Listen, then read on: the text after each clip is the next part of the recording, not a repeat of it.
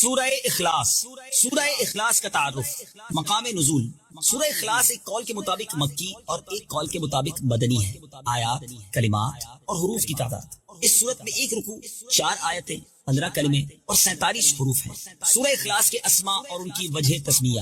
مفسرین نے اس صورت کے تقریباً 20 نام ذکر کیے ہیں. ان میں سے 4 نام یہاں ذکر کیے جاتے ہیں. نمبر 1، اس صورت میں اللہ تعالیٰ کی خالص توحید کا بیان ہے، اس وجہ سے اسے سورہ اخلاص کہتے ہیں. نمبر 2، اس صورت میں یہ بتایا گیا ہے کہ اللہ تعالیٰ ہر نقص و عیب سے بری اور ہر شریک سے پاک ہے، اس مناسبت سے اسے سورہ تنزیہ کہتے ہیں. نمبر 3، جس نے اس سورت سے تعلق رکھا وہ غیروں سے الگ ہو جاتا ہے، اس لیے اسے سورہ تجرید کہتے ہیں. نمبر 4، اسے پڑھنے والا جہنم سے نجات پا جاتا ہے، اس بنا پر اسے سورہ نجات کہتے ہیں. سورہ اخلاص کے فضائل.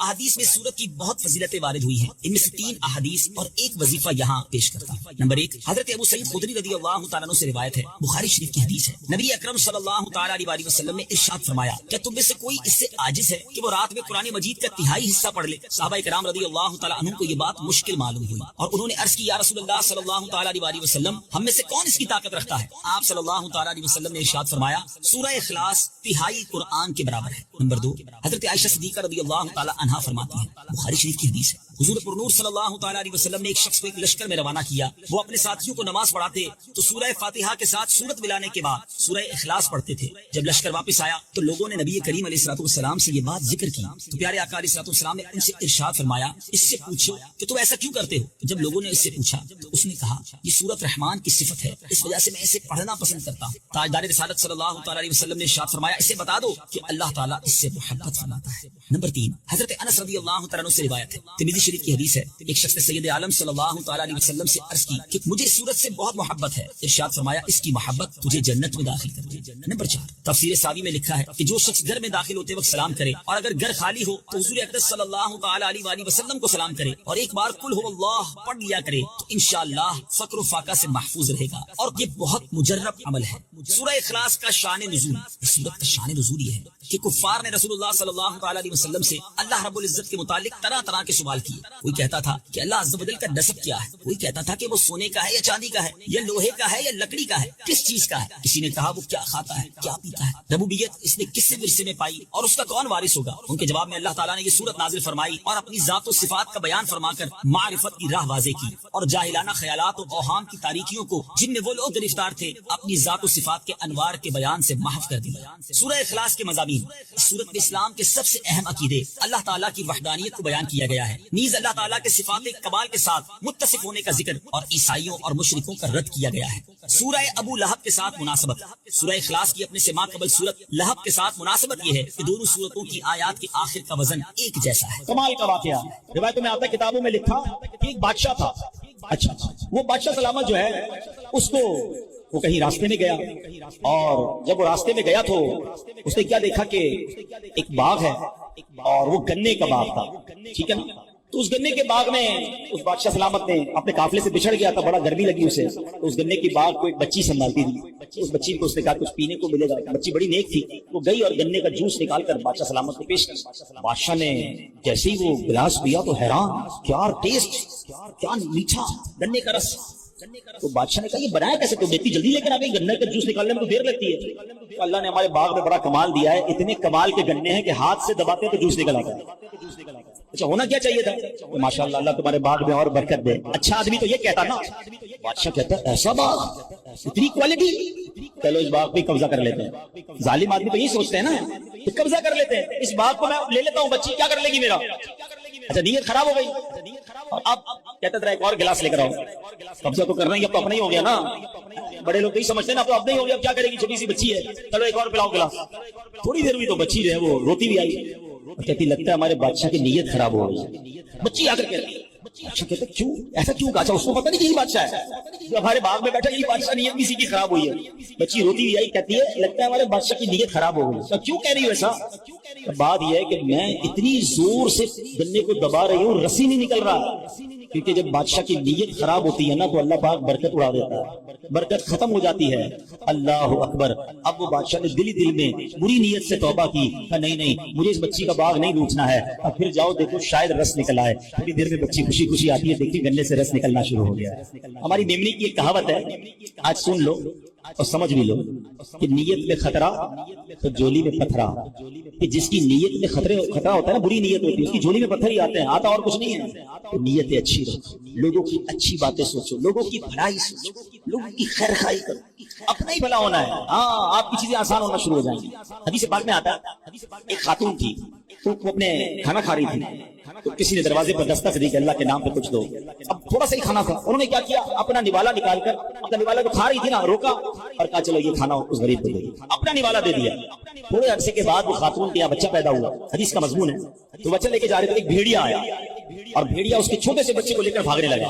اب ماں کا بچہ جانور لے جائے، ماں کی کیا حالت ہوگی؟ ماں چیخنے لگی، میرا بچہ میرا بچہ، بچاؤ بچاؤ۔ نبی پاک علیہ السلام فرماتے ہیں اللہ نے فرشتے کو بھیجا کہ جاؤ اس بھیڑیے کے منہ سے بچہ چھینو، عورت کو واپس دو اور اس کو کہہ دینا یہ لقمے کے بدلے لقمہ ہو گیا ہے۔ ہائے ہائے، بڑی بات گہری ہے اگر سمجھ آ جائے۔ تم نے منہ سے لقمہ میری راہ میں دیا تھا نا، خود نہیں کھایا، کسی میرے بندے کو کھلا دیا نا۔ تیرے بچے کو جو جانور نے لقمہ بنایا تھا، ہم نے اس لقمے سے تیرے بچے کو آزاد دیا تھا۔ کاش یہ سمجھ آ جائے۔ بچوں کی بھلائی چاہتے ہو نا، دوسروں کے بچوں کا بھلا کرو، آپ کو بھلا بچوں کا ویسے ہی ہونے لگ جائے۔ اپنے گھر کا بھلا چاہتے ہو نا، کسی کے گھر کا بھلا کر دو، تمہارے گھر سے آفتیں ویسے ہی دور ہو جائیں۔ دوسروں کو تکلیف دے کے آپ سمجھتے کہ میں خوشحال ہو جاؤں گا، پڑوسی پریشان اور تم سمجھو کہ میں خوش رہوں گا۔ دوسروں کا بھلا، دوسروں کی خیر، اس کی برکتیں آئیں گی، اس کی ریفلیکشن آئے گی۔ یہ گو اراؤنڈ کہلاتا ہے، جو بندہ کرتا ہے واپس آتا ہے لوٹ کے۔ برائی کرو گے برائی لوٹ کر آئے گی، اچھائی کرو گے وہ کہیں نہ کہیں تمہارے سامنے ضرور آئے گی۔ اور اس کی روایتیں موجود ہیں، انسان جب صدقہ کرتا ہے وہ بلا کو روک لیتا ہے، بلا آ رہی ہوتی ہے اس کو روک لیتا ہے، نہیں آنے دیتا بندے کے اوپر۔ دعا جو ہے نیکی ہے نا، بلا کو روکتی ہے، بلا سے دعا لپٹ جاتی ہے، نہیں آنے دیتی بندے کے اوپر۔ نیکیاں کرو، یہ تمہیں کہیں نہ کہیں دنیا میں اس کا بینیفٹ کمال انداز میں ملتا رہے گا، نہ صرف ہمیں ملے گا، ہماری نسلوں کو ملے گا۔ بہرحال میرے پیارے اسلامی بھائیوں، پتہ یہ چلا کہ ہمیں نیکیاں کرنی ہے، بھلائی کرنی ہے۔ اچھا، اولاد کو کیسے برکتیں ملتی؟ قرآنی واقعہ سورہ کہف جو پڑھتے ہیں انہوں نے کئی بار یہ واقعہ پڑھا ہوگا، تلاوت میں تو پڑھا ہوگا، پتہ نہیں ترجمہ پڑھا ہے نہیں پڑھا۔ حضرت موسیٰ اور حضرت خضر کا واقعہ نا، سورہ کہف میں سبحان اللہ ذکر ہوتا ہے، وَأَمَّا الْجِدَارُ فَكَانَ لِغُلَامَيْنِ يَتِيمَيْنِ فِي الْمَدِينَةِ وَكَانَ تَحْتَهُ كَنْزٌ لَهُمَا وَكَانَ أَبُوهُمَا صَالِحًا فَأَرَادَ رَبُّكَ أَنْ يَبْلُغَا أَشُدَّهُمَا وَيَسْتَخْرِجَا كَنْزَهُمَا رحمتم من ربک۔ سبحان اللہ، ترجمہ کیا ہے؟ رہی وہ دیوار، وہ شہر کے دو یتیم لڑکوں کی تھی اور اس کے نیچے ان کا خزانہ تھا اور ان کا باپ نیک آدمی تھا، تو آپ کے رب نے چاہا کہ وہ دونوں جب اپنی جوانی کو پہنچے اپنا خزانہ نکال لیں۔ آپ کے رب کی رحمت سے حضرت خضر نے وہ دیوار کھڑی کر دی، اور ریزن کیا بتایا حضرت موسیٰ کو کہ ان کا باپ بڑا نیک تھا، یہ دو یتیم بچوں کا خزانہ اس دیوار کے نیچے دفن تھا۔ اللہ نے نبی کو حکم دیا کہ جاؤ یتیم بچوں کی خزانے کی حفاظت کرو، دیوار قائم کر دی گئی۔ اللہ اکبر۔ مفسرین فرماتے ہیں کیا لکھا قرآن میں؟ وَكَانَ أَبُوهُمَا صَالِحًا، ان کا باپ نیک آدمی تھا۔ اچھا مزے کی بات بتاؤں، ان یتیم بچوں کا والد صرف نہیں تھا، یہ اس والد کی بات نہیں ہو رہی تھی، یہ قرآن میں کہا نا وَكَانَ أَبُوهُمَا صَالِحًا، فرمایا اس شخص کا نام کاشح تھا اور ان یتیم بچوں کا 8ویں یا 10ویں پشت میں والد تھا، یعنی باپ بھی نہیں تھا، دادا بھی نہیں تھا، پردادا بھی نہیں تھا، 8 پشتوں پہلے یا 10 پشتوں پہلے والد تھا، مگر چونکہ وہ نیک تھا اللہ نے 8 پشتوں کے بعد بچوں کا خزانہ محفوظ رہے اپنے نبی کو بھیجا کہ جا کر دیوار کو کھڑی کر۔ سمجھ آ رہی ہے بات؟ لوگ کہتے ہیں یار بچوں کے لیے کوئی بڑا کاروبار کروں، ڈبل شفٹ میں کام کروں۔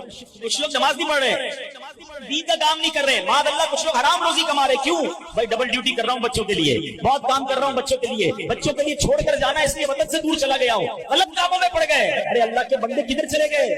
قرآن کے اس واقعے سے سیکھو نا، اگر تم اللہ کو راضی کرنے والے کاموں میں لگ جاؤ گے اللہ تمہارے بچوں کی حفاظت کے لیے فرشتوں کو بھیج دے گا، ہیں تمہارے بچوں کو خوب برکتیں مل جائیں گی۔ یعنی اصل ٹریک یہ ہے کہ ہم زندگی میں رب کو راضی کر لیں، اللہ ہماری دنیا بھی اچھی کر دے گا، ہمارے بچوں کے لیے بھی بہتری فرما دے گا۔ یہ آج سمجھ لو کہ نیکی کیسے کیسے اور کہاں کہاں کام آتی ہے۔ سبحان اللہ، نیکیاں بہت ساری ہیں جو ہم کرتے چلے جائیں۔ اب مثال کے طور پر اولاد کو پالنا ہے نا، اچھی نیت کر دو، آئے ہائے انما الاعمال بالنیات، سنا نا آپ نے؟ اچھی نیت کیسی نیکیاں بڑھا دیتی ہے۔ اب اولاد پالنے کی کیا نیت ہوتی ہے؟ یہ بڑا ہو کے ڈاکٹر بنے گا، بڑا ہو کے انجینئر بنے گا، اس کو بڑا پیسے والا بنانا ہے، اس کو کاروباری بنانا ہے۔ کیا پیاری نیت علماء نے فرمائی کہ والد کو چاہیے کہ اولاد کی پرورش اس نیت سے کرے کہ میرا یہ بیٹا یا بیٹی روز قیامت میری شفاعت کریں گے۔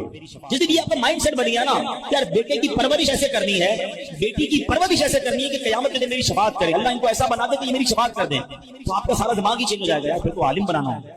تو حافظ بنانا ہے، پھر تو دین کا مبلغ بنانا ہے، پھر تو ان کی ایسی تربیت کرنی ہے کہ میرے مرنے کے بعد بھی کہ میرے لیے دعا کرے۔ میں آپ کو بڑی کمال کی بات بتاؤں، جس کا بیٹا نمازی ہے نا، جس کی اولاد نمازی ہے، اس باپ کے بارے نہیں یاد ہے۔ آپ کہیں کیوں؟ دیکھیں، ایک تو یہ نا کہ حدیث میں آتا ہے کہ مرنے کے بعد اعمال منقطع ہو جائے گا، ڈسکنٹینیو ہو جائے گا، سوائے 3 چیزوں کے۔ تو 3 چیزیں کون سی ہیں؟ علم اگر کوئی چھوڑ کر مرے، علم بعد میں پھیلتا رہے، صدقہ جاریہ یا نیک اولاد جو مرنے کے بعد والد کے لیے دعا کرے، مرحوم کے لیے دعا کرے۔ اب اگر بچہ نمازی بنا دیا نا، بے شک وہ آپ کے لیے دعا نہ کرے، ویسے تو کرنی چاہیے، لیکن وہ روزانہ پتہ ہے کتنی بار دعا کرے گا آپ کے لیے؟ جب اتحیات میں قاعدہ آخرہ میں بیٹھے گا نا، باوضو بھی ہوگا، قبلہ رو بھی ہوگا۔ ارے بچے کو نمازی بنا دو، روز باوضو قبلہ رو ہو کر تمہارے لیے دعائیں کرتا رہے۔ میرا بچہ انجینئر بن جائے، میرا بچہ ڈاکٹر بن جائے، اس کو فلاں سرٹیفکیٹ مل جائے، فلاں ڈپلوما مل جائے۔ اللہ کے بندے پہلے نمازی تو بنا لے اور خود نیک ہو جاؤ، تمہارے بچوں کو انشاءاللہ اللہ پاک ایسا نیک کر دے گا اور تمہاری نیکی کی برکتیں انہیں ملنا شروع ہو جائیں گی۔ اسی طرح میرے پیارے اسلامی بھائیوں، اچھی نیت ہو، آپ کا کاروبار بھی اچھا، آپ کی جو رزق حلال کمانا ہے نا، یہ بھی ثواب ہو سکتا ہے۔ ایک دن نبی پاک علیہ السلام اور صحابہ کرام کہیں تشریف فرما تھے، ایک بڑا مضبوط جسم والا بندہ نکلا اور کہاں گیا؟ روزگار کے لیے، اپنی روزی کمانے کے لیے۔ صحابہ کرام میں سے کسی نے کہا کہ اگر یہ اس کی جوانی جو ہے اللہ پاک کی راہ میں صرف ہوتی تو کیا بات تھی، یہ تو کاروبار کے لیے جا رہا ہے۔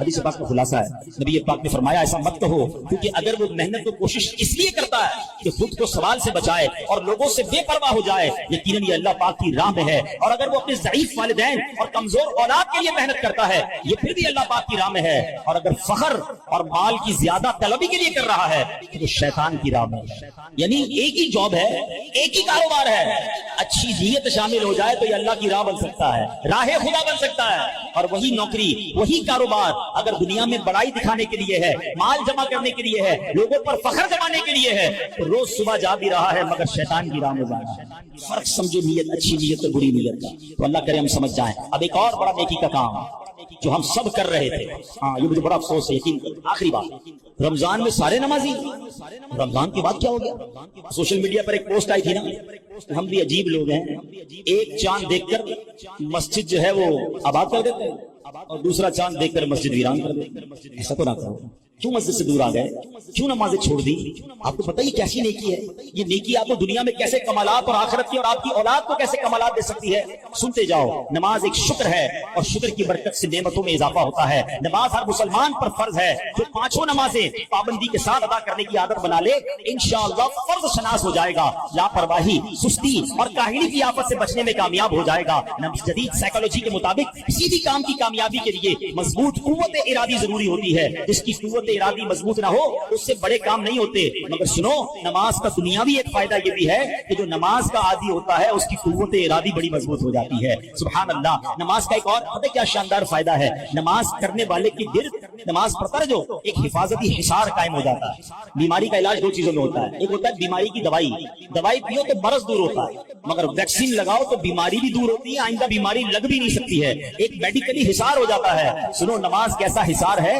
قرآن کہتا ہے ان الصلاۃ تنہا عن الفحشاء والمنکر، بے شک نماز منع کرتی ہے بے حیائی اور بری باتوں سے۔ تو پتہ یہ چلا کہ بندہ نمازی بن جائے، نماز اسے برائیوں سے بچانے لگ جاتی ہے۔ ایک مرتبہ ایک صحابی بارگاہ رسالت میں حاضر ہوئے، عرض کی یا رسول اللہ صلی اللہ علیہ وسلم، فلاں شخص نماز بھی پڑھتا ہے، چوری بھی کرتا ہے۔ اللہ کے حبیب نے فرمایا اسے چھوڑ دو، اس کی نماز جو ہے اسے چوری سے روک دے، اس کی نماز اسے چوری سے بچائے گی۔ تو پتہ یہ چلا کہ نماز خود بری بات سے بچاتی ہے۔ سبحان اللہ۔ ایک بار ہم بیرون ملک سفر پر تھے، بڑی کمال کی بات نگران شورا نے فرمائی۔ کچھ لوگوں نے کہا بڑی برائیاں ہیں ہمارے معاشرے میں، بڑے مسائل ہیں، فرمایا نماز درست کر دو، باقی نماز بندے کو درست کر دے۔ اور یہ بیڑا اٹھایا دعوت اسلامی نے۔ اب دیکھیں بڑی ٹیکنیکل بات کہنے جا رہا ہوں، قرآن کیا کہہ رہا ہے؟ ان الصلاۃ تنہا عن الفحشاء والمنکر، بے شک نماز منع کرتی ہے بے حیائی اور بری بات سے، روک لیتی ہے نا۔ ہمارے محلے کا نمازی نماز پڑھ رہا ہے، بے حیائی بھی چھوڑا، 2 باتیں کیسے ٹکرا رہی ہیں؟ اس کا مطلب پتہ ہے کیا آنسر کیا آئے گا؟ اس کا مطلب یہ ہے کہ نماز ٹھیک نہیں ہے۔ قرآن میں تو کوئی غلطی نہیں ہے، شک کی گنجائش بھی نہیں ہے۔ تم ٹھیک نماز نہیں پڑھ رہے اس لیے نماز بے حیائی سے نہیں روک رہی ہے۔ جس دن تمہاری نماز ٹھیک ہو گئی، نماز درست ہو گئی، نماز بندے کو درست کر دے گی۔ نماز کے کتنے فرائض ہیں، کتنی شرائط ہیں، کتنے واجبات ہیں، پتہ ہی نہیں لوگوں کو۔ اچھا میں اس کو تھوڑا سا آسان طریقے سے سمجھا دیتا ہوں۔ کسی بھی تالے کو کھولنے کے لیے کیا چاہیے؟ کیا چاہیے؟ تالا کھولنے کے لیے چابی چاہیے۔ اب میں اپنی گاڑی کی چابی دے دوں، آپ اپنی گاڑی کھول لیں گے اس سے؟ چابی تو ہے بھائی، آپ نے تو کہا تالے کے لیے چابی چاہیے، ابھی تو بولا آپ نے۔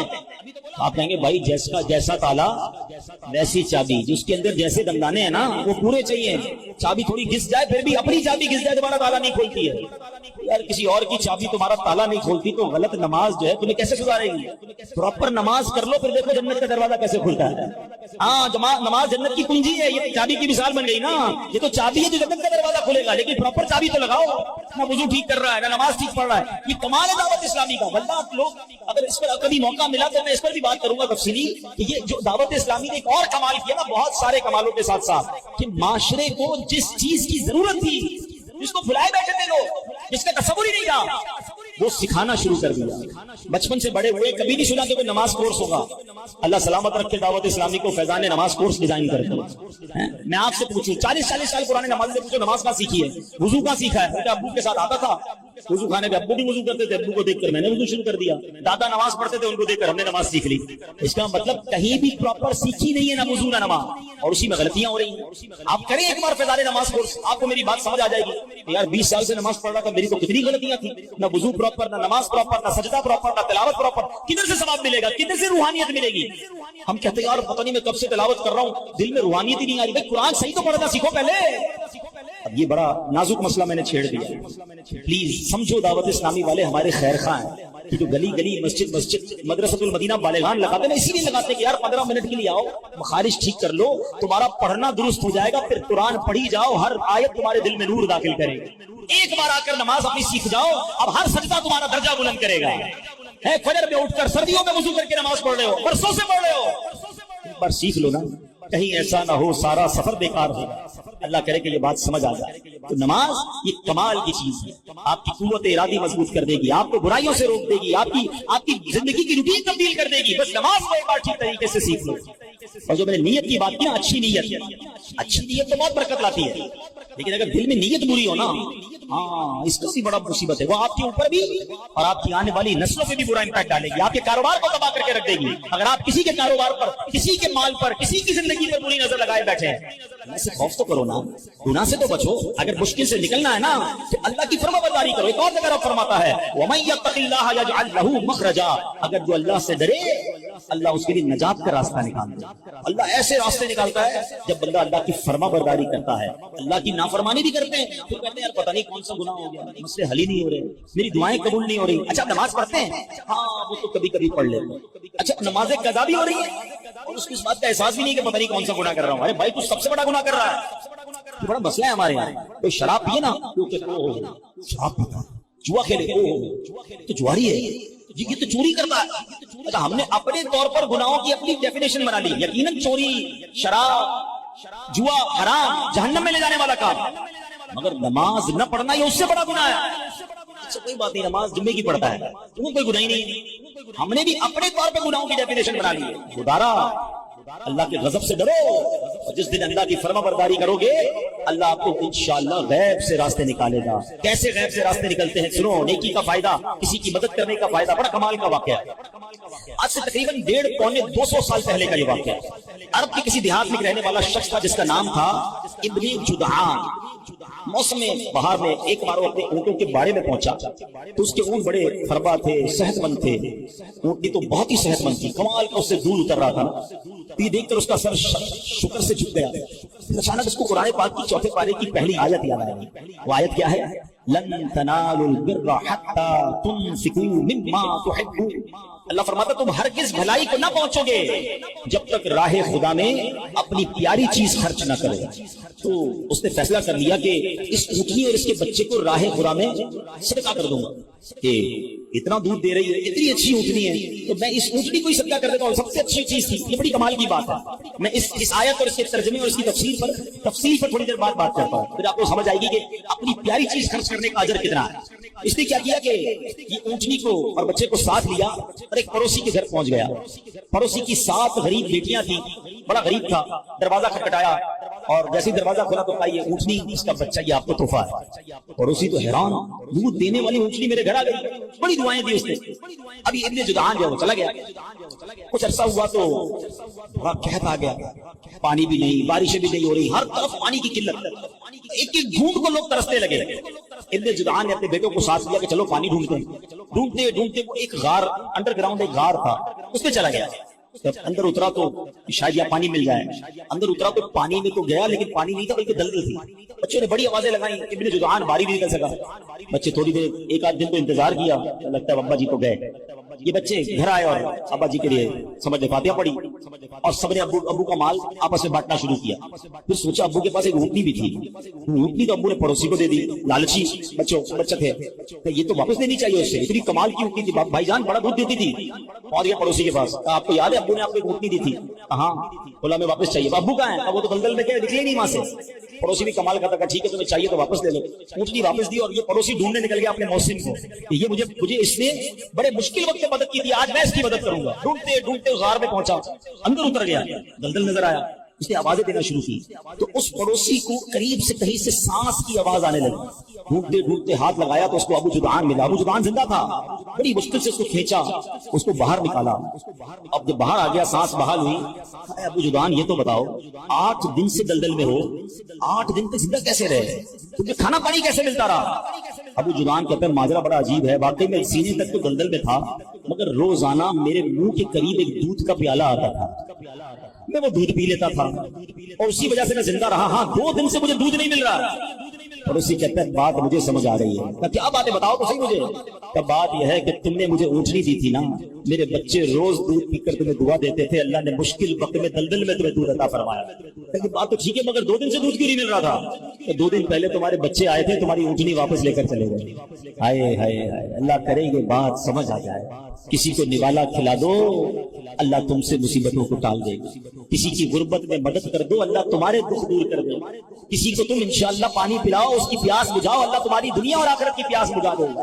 یہ بلائیں چلتی ہیں لوگوں کی دعاؤں سے. کسی کا ہاتھ پکڑ لو, انشاءاللہ مشکل میں وہ رب کی رحمت تمہارا ہاتھ تھام لے گی. مگر آج یہ وقت بہت مشکل آ گیا ہے, لوگ مدد کرتے نہیں, دھوکہ دیتے. افسوس تو کبھی کبھی یہ ہوتا ہے کہ ایک غریب آدمی جس کی تھوڑی سی جمع پونجی ہے, چیٹنگ کر کے اس سے پیسے چھین لیتے ہیں. کوئی فراڈ کر کے, کوئی اسکیم بتا کر, کوئی بڑا نفع دکھا کر غریب آدمی بیچارہ اپنے سارے پیسے جمع کر کے دیتا ہے کہ چلو یار مجھے کچھ نفع مل جائے گا, اور وہ لے کر رفو چکر ہو جاتے ہیں. کبھی ہاؤسنگ اسکیم کے نام پر, کبھی نفع دکھانے کے نام پر, کبھی موبائل. پڑھنے کے بے شمار فضائل و برکات ہیں. مصطفیٰ جان رحمت, شمع بزم ہدایت, نوشہ بزم جنت, پیکر جود و سخاوت, منبع علم و حکمت, صلی اللہ تعالی علیہ وسلم کا بڑا کمال کا فرمان ہے. میرے آقا فرماتے ہیں جس کا مضمون ہے کہ بے شک تم میں سے بروز قیامت میرے سب سے زیادہ نزدیک وہ ہوگا جس نے دنیا میں مجھ پر سب سے زیادہ درود پڑھے ہوں گے. یعنی سورہ فلق اور سورہ ناس. سب سے پہلے بات کرتے ہیں سورہ فلق کی. سورہ فلق مدینہ منورہ میں نازل ہوئی, اور ایک قول یہ ہے کہ مکہ مکرمہ میں نازل ہوئی. پہلا قول زیادہ صحیح ہے کیونکہ اس کے شان نزول سے اسی کی تائید ہوتی ہے. رکوع اور آیات کی تعداد اس صورت میں 1 رکوع اور 5 آیتیں. فلق نام رکھنے کی وجہ, فلق کے کئی معنی ہیں, اور یہاں اس سے مراد صبح